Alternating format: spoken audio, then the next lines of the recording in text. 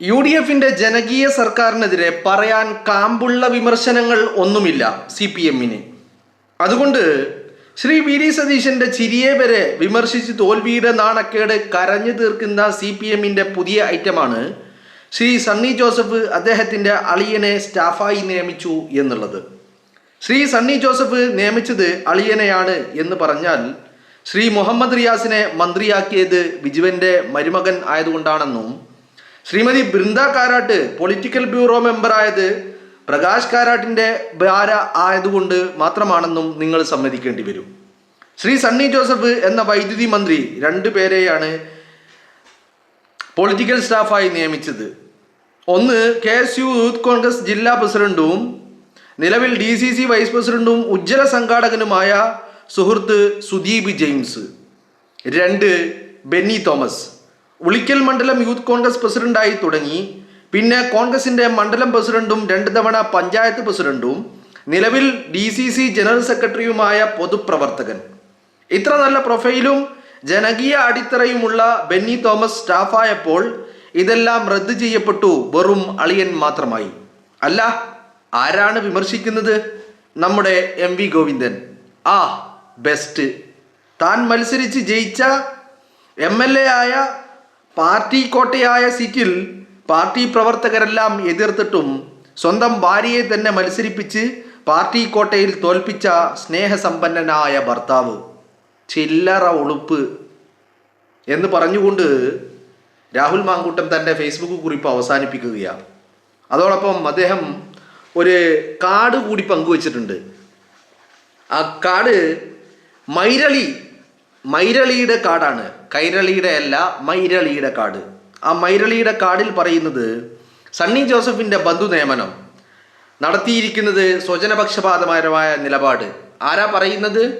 ധാരുടെ പ്രതികരണമാണ് മൈരളിയിൽ വന്നിരിക്കുന്നത്. MV ഗോവിന്ദൻ്റെ പ്രതികരണം. ആ കാർഡിൽ ഗോവിന്ദൻ്റെ ഫോട്ടോയും സണ്ണി ജോസഫിൻ്റെ ഫോട്ടോയും ഉണ്ട്.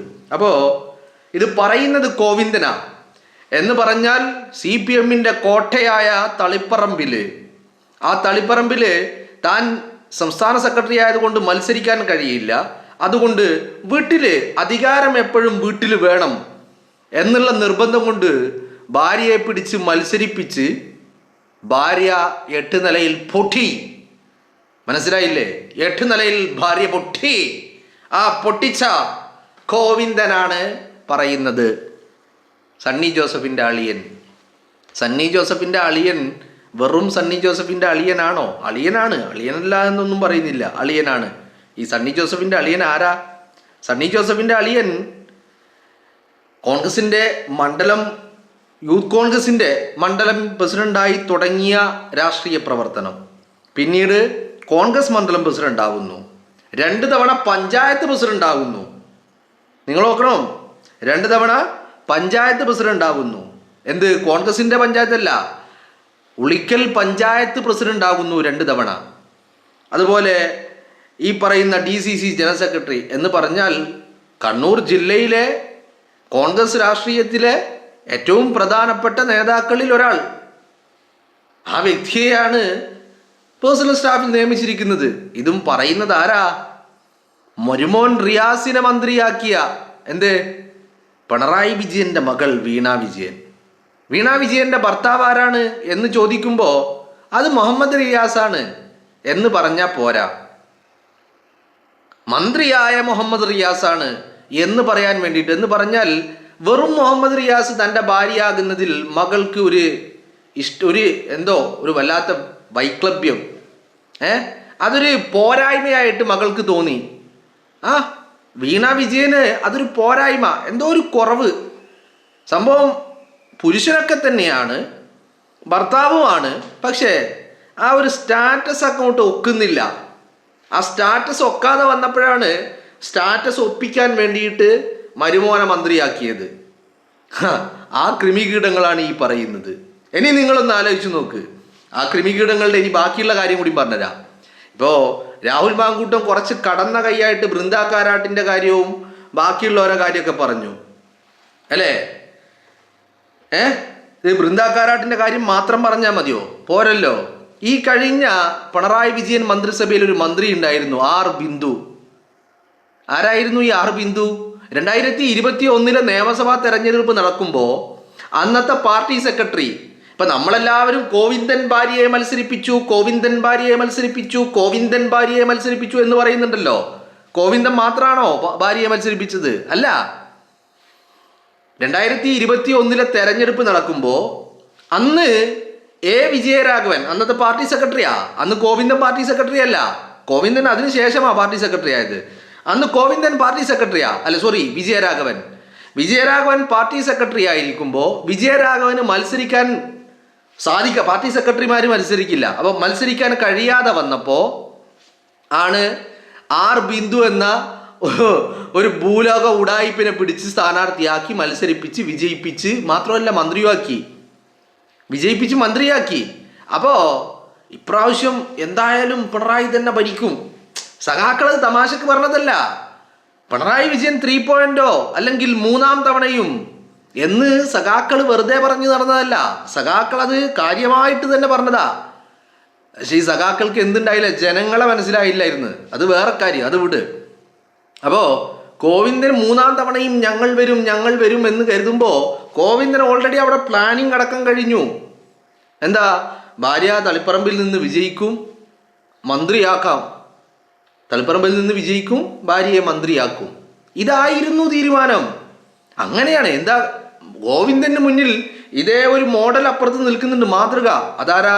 വിജയരാഘവൻ. അപ്പോൾ ഇത്തവണ 2026 കോവിന്ദന് മത്സരിക്കാൻ പറ്റിയില്ല. അപ്പം എന്താക്കി? ഭാര്യയെ മത്സരിപ്പിക്കുമ്പോഴും മെയ് 4 റിസൾട്ട് വരുന്നത് വരെയും കോവിന്ദൻ്റെ ഉള്ളിൽ എന്താ, വിജയിക്കും, പിണറായി വിജയൻ വീണ്ടും അധികാരത്തിൽ വരും. അപ്പം എന്താക്കും? കാരണം പിണറായി മുഖ്യമന്ത്രി കസേരയിലേക്ക് വേറെ ആരുമില്ല. കാരണം എല്ലാം കൃമികീടങ്ങളാണ്. അവരൊന്നും മുഖ്യമന്ത്രി കസേരയിലേക്ക് വരില്ല. മുഖ്യമന്ത്രി കസേരയിൽ വിജയൻ, മന്ത്രി കസേരയിലേക്ക് ഇത്തവണ നമുക്ക് എന്താക്കും? ഈ പറയുന്ന ഭാര്യയെ മന്ത്രിയാക്കാം, ഏതുപോലെ വിജയരാഘവൻ ചെയ്തതുപോലെ എന്നുള്ളതായിരുന്നു കോവിന്ദൻ്റെ വലിയ കാര്യം. മനസ്സിലായില്ലേ? കോവിന്ദൻ അങ്ങനെ കണക്ക് കൂട്ടിയതാണ്. ആ കണക്ക് കൂട്ടലിൻ്റെ അടിസ്ഥാനത്തിലാണ് ഇതൊക്കെ ചെയ്തത്. മനസ്സിലായില്ലേ? മുഹമ്മദ് റിയാസിനെ മന്ത്രിയാക്കിയത് മോളെ സ്റ്റാറ്റസിന് റിയാസ് അത്ര സ്റ്റാറ്റസിലേക്ക് എത്തിയിട്ടില്ല. ആ സ്റ്റാറ്റസ് സമാവുന്നില്ല. അപ്പോൾ മോൾക്ക് അതിലൊരു എന്തോ ഒരു കുറച്ചിൽ അങ്ങനെ ഉണ്ടല്ലോ. ഇയാള് ഒരു അപ്പോൾ പിതാവായ വിജയനോട് പറഞ്ഞു, അച്ഛാ സംഭവം ശരിയാ, മുഹമ്മദ് റിയാസിൻ്റെ ഭർത്താവൊക്കെയാണ്, പക്ഷേ എനിക്ക് ആ ഒരു സ്റ്റാറ്റസ് അക്കൗണ്ട് ഒക്കുന്നില്ല. അങ്ങനെ പറഞ്ഞതിൻ്റെ അടിസ്ഥാനത്തിലാണ് മുഹമ്മദ് റിയാസിനെ മന്ത്രിയാക്കിയേ. ഇതൊക്കെ നടത്തി പാറ്റി തെളിഞ്ഞ് എല്ലാം നടത്തിയ ആള് ഇപ്പോൾ കോവിന്ദനാണ് ഇപ്പോൾ ഇത് പറഞ്ഞതെന്ന് മൈരളി പറയുന്നത്. മൈരളി പറയുന്നത് ഇത് കോവിന്ദൻ്റെ പ്രതികരണമാണെന്നാ. സ്വജനപക്ഷപാതമാണ്. സണ്ണി ജോസഫ് അളിയനെ പേഴ്സണൽ സ്റ്റാഫിലെടുത്തു എന്നുള്ളത് സ്വജനപക്ഷപാതമാണെന്ന് ആര് പറയുന്നു? കോവിന്ദൻ പറയുന്നു. നിങ്ങളൊരു കാര്യം ആലോചിച്ച് നോക്ക്. കോവിന്ദൻ ഭാര്യയെ മത്സരിപ്പിച്ചപ്പോൾ, സ്ഥാനാർത്ഥിയാക്കിയപ്പോൾ കണ്ണൂർ ജില്ലാ കമ്മിറ്റിയിൽ നിന്ന് പറഞ്ഞു, പറ്റൂല, വേണ്ട, ഇത് വലിയ അപകടമാണ്. കോവിന്ദൻ കേട്ടില്ല. തളിപ്പറമ്പിലെ സഖാക്കൾ പറഞ്ഞു, ഇത് പറ്റൂല, ഇത് അപ്പനും സുഭദ്രയും പിന്നെ ഞാനും എന്ന് പറഞ്ഞ ആ ഏർപ്പാടാണിത്, ഇത് വേണ്ട എന്ന് തളിപ്പറമ്പിലെ സഖാക്കളും പറഞ്ഞു. കേട്ടില്ല. കോവിന്ദൻ എങ്ങനെ കേൾക്കാൻ പറ്റും? കോവിന്ദൻ എങ്ങനെയെങ്കിലും ഒരു മന്ത്രി വീട്ടിലുണ്ടാക്കാൻ വേണ്ടിയുള്ള കളിയായിരുന്നു. അപ്പോൾ ഇതൊക്കെ നടത്തിയ പാർട്ടിയെ കേൾക്കാതെ, പാർട്ടി പ്രവർത്തകരെ കേൾക്കാതെ, പാർട്ടി പ്രവർത്തകർ നടത്തിയ പ്രതിഷേധങ്ങൾ കേൾക്കാതെ ഭാര്യയെ പിടിച്ച് മത്സരിപ്പിച്ച് പരാജയപ്പെടുത്തിയ കോവിന്ദൻ പറയാണ് ഇത് പക്ഷപാതപരമാണ്. നിങ്ങളൊന്ന് ആലോചിച്ച് നോക്ക്. ഇത്രയേ ഉള്ളൂ ഈ കൃമികീടങ്ങളുടെ കാര്യം. ഇപ്പം എന്താ പ്രശ്നം കൃമികൾ ഇത് മാത്രമല്ല ചെയ്യുന്നത്. കൃമികൾ ഇപ്പം ഞാൻ ഇന്നലെ നിങ്ങളോട് പറഞ്ഞു ഒരു കാര്യം. കൃമികൾ കേരളത്തിലെ മാധ്യമങ്ങൾ, ഈ മൈരളി അല്ലാത്ത എല്ലാ മാധ്യമങ്ങളുടെ പേരിലും അതേ ഡിസൈനിൽ ഒറ്റ നോട്ടത്തിൽ കണ്ടാൽ അത് ആ ചാനലിൻ്റെ കാർഡാണെന്ന് നമുക്ക് തോന്നും. എന്നാൽ ഇത് യഥാർത്ഥത്തിൽ അതല്ല. ഇവർ സ്വന്തം പച്ച നുണകൾ കാർഡുകളാക്കി ഇറക്കി വിട്ട് ഈ ചാനലുകളുടെ പേരിൽ പ്രചരിപ്പിക്കുക. മനസ്സിലായില്ലേ? അതെന്തിനാ? ഇപ്പോൾ UDF സർക്കാർ അധികാരത്തിൽ വന്നതിൽ പിന്നെ പറയാനൊന്നുമില്ല. എന്തെങ്കിലും പറയാൻ വേണ്ടേ? ഒന്നുമില്ല, മിണ്ടാതിരിക്കേണ്ട അവസ്ഥയാണ്. അപ്പോൾ എന്തെങ്കിലും ഈ നുണകളൊക്കെ പറഞ്ഞിട്ട്, അതും തങ്ങൾ പറയുന്നതല്ല മറ്റുള്ളവർ പറയുന്നതാണ് എന്നുള്ള രീതിയിൽ ജനങ്ങളുടെ മുമ്പിലേക്ക് ഇങ്ങനെ എത്തിക്കുക, അതാണ് പരിപാടി. ഇതിപ്പോൾ രാഹുൽ പറഞ്ഞതുപോലെ ചില്ലറ ഉളുപ്പൊന്നും പോരാ അല്ലേ?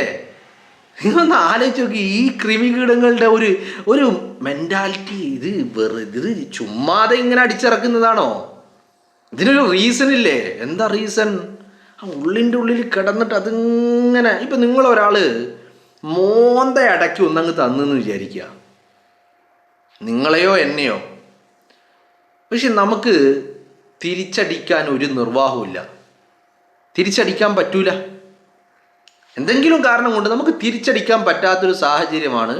നമ്മളെ മോന്തക്കാണെങ്കിൽ ഒന്ന് കിട്ടുകയും ചെയ്ത്, ഏത് പൊന്നീച്ച പാറുന്നത് പോലെ ഒന്ന് കിട്ടി മോന്തക്ക്, അതും ഒരു 10 ആൾക്കാരെ മുമ്പിൽ വെച്ചിട്ട് കിട്ടിയെന്ന് കരുതുക. തിരിച്ചടിക്കാൻ പറ്റിയതുമില്ല, പറ്റാത്ത സാഹചര്യമായിരുന്നു, അല്ലെങ്കിൽ അതിനുള്ള ഒരു പ്രതികരണ ശേഷി അല്ലെങ്കിൽ അതിനുള്ളൊരു ബലം നമുക്കില്ലാതെയായിപ്പോയി. എന്തുകൊണ്ടോ നമ്മൾ തിരിച്ചടിക്കാൻ പറ്റിയില്ല. അപ്പം നിങ്ങളൊന്ന് ആലോചിച്ച് നോക്ക്, ഈ കിട്ടിയ അടി അതൊരു 10 ആളെ, സ്വകാര്യമായിട്ടാണെങ്കിൽ പിന്നെയും നമുക്ക് വിട്ടുകളയാന്നിരിക്കാം, ഒരു 10 ആളെ മുമ്പിൽ അങ്ങനെ ഒരു അടി കിട്ടിയാൽ നിങ്ങളൊന്ന് ആലോചിച്ച് നോക്ക്, ഇത് നമുക്ക് ആരോടെങ്കിലും ഒന്ന് പറയാൻ പറ്റുമോ?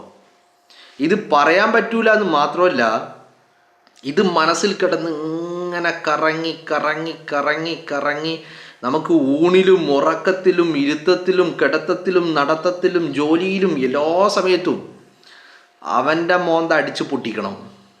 ഇതായിരിക്കൂലേ നമ്മുടെ മനസ്സിൻ്റെ ഉള്ളിൽ? അതുപോലെയാണ് ഈ സഖാക്കളുടെ കാര്യം.